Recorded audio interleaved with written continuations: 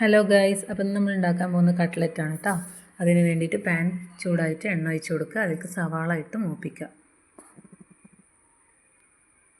അതിലേക്ക് ഇച്ചിരി ഉപ്പിട്ട് കൊടുക്കുക, എളുപ്പം വഴണ്ട് വരാൻ വേണ്ടിയിട്ട് കേട്ടോ. അതിലേക്ക് കുറച്ചിട്ട് ചിക്കനും വറുത്തിട്ട് അതൊന്ന് മിക്സിയിൽ അടിച്ച് വെക്കുക.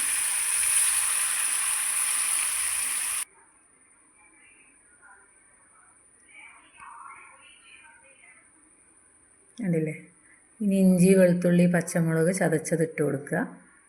വഴന്ന് വന്നിട്ട് മഞ്ഞൾപ്പൊടി, മുളക് പൊടി ഒക്കെ ഇട്ടിട്ട് ക്യാരറ്റ് ഇട്ട് കൊടുക്കുക. ഞാൻ കിഴങ്ങും ഇതും വെച്ച് മാത്രമല്ല കേട്ടോ ഉണ്ടാക്കുന്നത്, നല്ല ഹെൽത്തി ആയിട്ട് ഉണ്ടാക്കാൻ വേണ്ടിയിട്ട്. കുട്ടികൾ അല്ലാതെ പച്ചക്കറിയൊന്നും കഴിക്കില്ലല്ലോ, അപ്പോൾ ക്യാബേജും ക്യാരറ്റും കിഴങ്ങും എല്ലാം ചേർത്തിട്ടാട്ടോ ഞാൻ കട്ട്ലറ്റ് ഉണ്ടാക്കുന്നത്. ഇതിൻ്റെ കൂടെ ആകുമ്പോൾ കുട്ടികൾ അതാണ് കഴിച്ചും ചെയ്തോളും.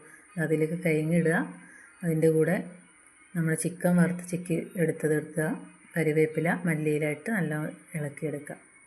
ഇനി അത് ഓരോ ഉരുളകളാക്കി എടുത്തിട്ട് മുട്ടയിൽ മുക്കി റസ്ക് പൊടിയിൽ മുക്കിയെടുത്ത് അങ്ങനെ ഓരോന്നും ചെയ്തെടുക്കുക. എന്താ ഇത്രയും ഉണ്ടായിട്ടുണ്ട് കേട്ടോ. അതുകൊണ്ട് ഇത് എണ്ണ ചൂടായി വരുമ്പോൾ അതിലിട്ട് വറുത്ത് കോരുക. നല്ല ഹെൽത്തി ആയിട്ടുള്ള കട്ട്ലറ്റ് റെഡി ആയിട്ടുണ്ട് കേട്ടോ.